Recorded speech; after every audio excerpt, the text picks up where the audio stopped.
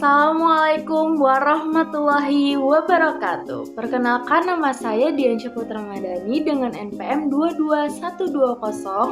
22120115757. Pada kesempatan ini saya akan mempresentasikan makalah saya yang berjudul Urgensi Kode Etik dalam Menjaga Integritas Profesi Hukum dan Implementasinya di Lapangan.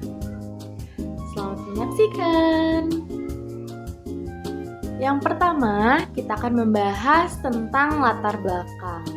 Profesi hukum memiliki peran krusial sebagai pilar utama dalam sistem keadilan, yang dimana para praktisi seperti hakim, jaksa, advokat, dan juga aparat kepolisian memegang tanggung jawab besar untuk menegakkan hukum dengan adil dan juga berintegritas. Namun, di tengah tekanan dan kompleks kasus hukum, integritas ini seringkali diancam atau terancam. Oleh karena itu, kode etik hadir sebagai pedoman moral yang tidak hanya mengatur perilaku profesional, tetapi juga menjaga kepercayaan masyarakat terhadap sistem hukum. Sayangnya, masih banyak pelanggaran kode etik yang terjadi di lapangan yang menunjukkan adanya kesenjangan antara nilai ideal dan juga kenyataan. Selanjutnya kita akan membahas rumusan masalah. Di dalam makalah yang saya buat, saya merumuskan 3 pertanyaan utama. Yang pertama yaitu, apa peran dan fungsi kode etik dalam menjaga integritas profesi hukum? Yang kedua, bagaimana implementasi kode etik oleh para pelaku profesi hukum di lapangan? Dan yang ketiga, apa saja kendala yang dihadapi dalam penerapannya?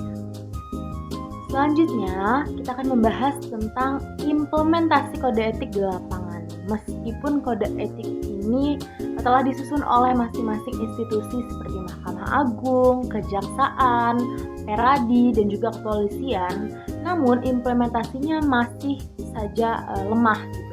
Dan kenapa seperti itu? Karena banyak kasus yang menunjukkan bahwa pelaku profesi melanggar prinsip-prinsip dasar etika seperti menerima suap, terus juga menyalahgunakan kewenangan atau membocorkan rahasia klien. Dan ini juga terjadi karena lemahnya pengawasan internal dan juga budaya. Kemudian juga kurangnya pemahaman terhadap nilai-nilai etika. Meskipun ada upaya dari beberapa lembaga sosial seperti Komisi Yudisial, namun dan juga ada Dewan Kehormatan Peradi, namun implementasinya di lapangan masih belum optimal atau belum maksimal. Selanjutnya saya akan membahas mengenai kendala penerapan, yang dimana ada beberapa kendala dalam penerapan kode etik ini. Yang pertama, rendahnya kesadaran etis individu, di mana kode etik hanya dianggap sebagai formalitas. Kemudian yang kedua, lemahnya lembaga pengawasan dan juga minimnya transparansi dalam penanganan pelanggaran. Kemudian yang ketiga, budaya koruptif dan tekanan politik sering kali membuat pelaku profesi hukum mengabaikan etika tersebut. Selain itu, kurangnya perlindungan terhadap mereka yang ingin bersikap etis juga menjadi masalah serius. Dan yang terakhir juga ada yang namanya multitafsir, yang dimana dalam kode etik ini rumusan kode etiknya dan rendahnya partisipasi masyarakat memperburuk keadaan.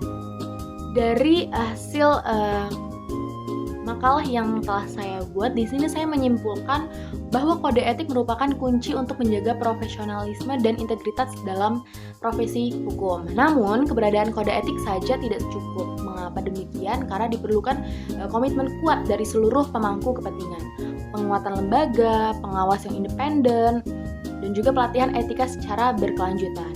Kemudian juga pembaruan isi kode etik, juga pemburuan kode etik juga agar sesuai konteks serta keterlibatan aktif dalam masyarakatnya tersebut. Hanya dengan langkah-langkah strategis tersebut, kode etik bisa menjadi instrumen yang nyata untuk menciptakan sistem hukum yang bersih, adil, dan juga terpercaya. Mungkin cukup sekian video presentasi yang dapat saya jelaskan.